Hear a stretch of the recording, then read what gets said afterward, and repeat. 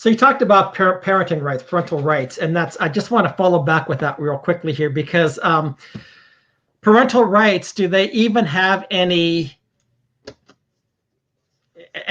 role in any place in family courts right now? Because it seems like, you talked earlier about the best interest of the child, and I don't know if we finished that conversation or not, but parental rights have been undermined to a large degree from everything that I've seen. And so I just want to get your comments upon that too, if you don't mind. Well, okay, so I'll take this from the bottom up. So Okay. When we look at what we call it, let's just take Texas. So Texas calls parental rights conservator rights. Mm-hmm. It's actually one of the only things in the family code that's actually done right. The conservator rights are well explained. They're clearly delineated, and they're not considered comprehensive. In other words, there might be parental rights that aren't actually mentioned in the statute, and the statute contemplates that. But the way the Texas conservator rights work is each conservator right is simply expressing the freedom of action necessary to perform your parenting duties. If you have a duty to educate your children, then you need a scope of action to make decisions and take action to educate your children. If you have a duty to feed your children and to clothe them, then you need the scope of action required. So in the Texas concept of conservator rights, parental rights, duties and rights are just the flip side of the same coin. Right. Unfortunately, in American law, since the founding, actually, it's not an artifact of the American founding, it's an unfortunate artifact of the entire Enlightenment movement. We have come up with this idea of rights which are totally divorced from duties. And this is nonsense. Right? People talk about, well, you have a right to free speech. Well, a right is a sphere of action for you to act prudently in the exercise of a duty. Then what are your duties? To speak against injustice and to use it to correct and to teach. Correct. That's correct. Yeah. People have a duty to oppose injustice, to oppose lies that could lead a democracy astray. Right. They have a duty to these things. So, you have a Second Amendment right to carry a firearm, which comes along with duties as well, right? Why were we given, why does the Bill of Rights recognize the right to keep and bear arms? Because it was understood that every citizen has a duty to protect the homeland and to protect their own homes from criminal invasion. This is not, this is a duty that citizens have. And they're given a sphere of action in which they can prudently exercise their actions to achieve the duty. One of the things we can stop doing immediately is stop talking about rights that are divorced from duties. Right? And one of the effective things that I've used at trial against judges is to not say that my parental rights have been violated, but to say I'm not able under your order to exercise my parental duties. Yeah. No, that's very good. It means exactly the same thing. Yeah. Okay? But judges get it when you say, you've asked me to educate my child, but you have removed any sphere of action for me to exercise, to take action to exercise that duty. Right. I can't fulfill that duty. Right. Right. We need to stop talking about rights as though they're divorced from duties. I agree with we could do. Yeah. When you say that though too, it comes down to another issue, and in my mind it does anyway.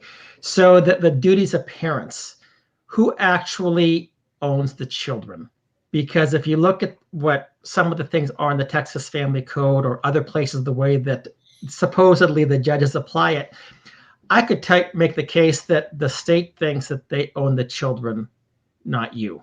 Well, there's no question about that. I've described my own experience in family court as the judge raising my children and making me pay for it. And that is immoral and unjust. And that's what we need to use our voices for. That's right. And our protests and everything. So I like to make things simple for people listening. I like to give like clear guidance about what we're talking about. Let me just give you a clear example of something I've also said in court. I've said, Judge, you have one parent who wants to do, let's call it course of action A, that she believes is in the best interest of the child. You have another parent who wants to take course of action B, and he thinks that's in the best interest of the child. What can never happen is for the court to say, no, we're going to do course of action C, because I think that's better for the child. Courts can never do that. Right. Courts can either choose A or B or fashion a combination of A and B. But the parents get to decide what is in the best interest of the child. The court never, ever gets to decide that. Right. We need lawyers, practice, we need litigants who are willing to say that to judges. Yeah. Law does not empower you to determine what is in the best interest of my children. I am not here today asking you to do that, Judge. Yeah. Yeah. I am here today presenting what I believe is in the best interest of the child. Opposing counsel has presented what she believes is in the best interest of the child. You can choose between us or fashion a combination in equity. What you cannot do, Judge, is decide that you know better than the parents what's better for these children. You can't do that. We're fit parents, and the fit parent presumption applies to us. Yeah, yeah. We have to say things like that.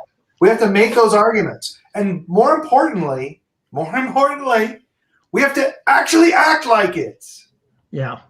Asserting your rights is the only way to use them. And it's, I'm sorry to say, but it is the duty of all fathers to assert their rights. Yeah. If you do not assert your rights, you cannot prudently exercise care over your children under any circumstances. So one of your most fundamental duties is to preserve your rights over your children. You can only do that by telling judges that they're not allowed to usurp your place. Don't let them.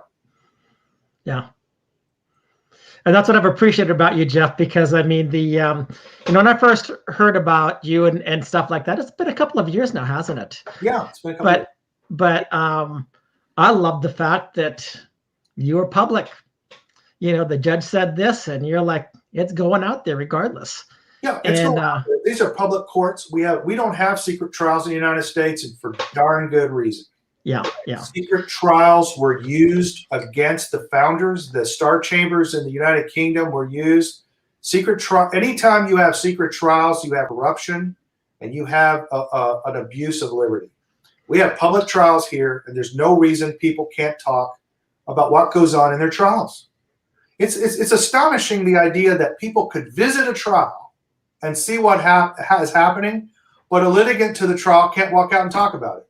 Well, that doesn't make any sense. Yeah, yeah, it doesn't. Moreover, it is the public's right to observe this stuff.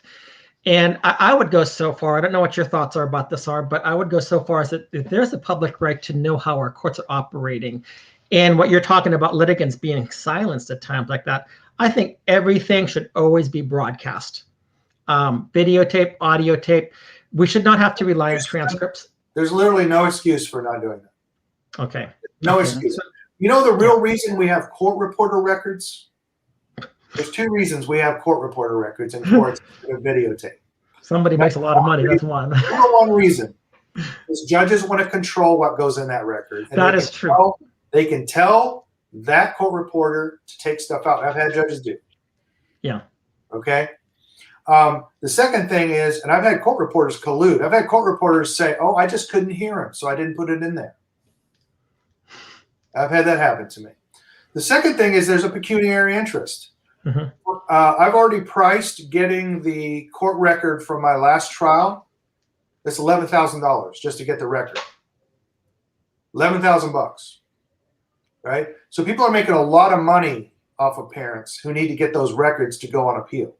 Okay, right. So there's two reasons. Judges want to control the record because they don't want you to make a record that you could appeal their decision on. Right. That's why they don't put it in the record. And then there's a pecuniary interest of people in the court who are making tons of money. Yeah. Yeah. The one thing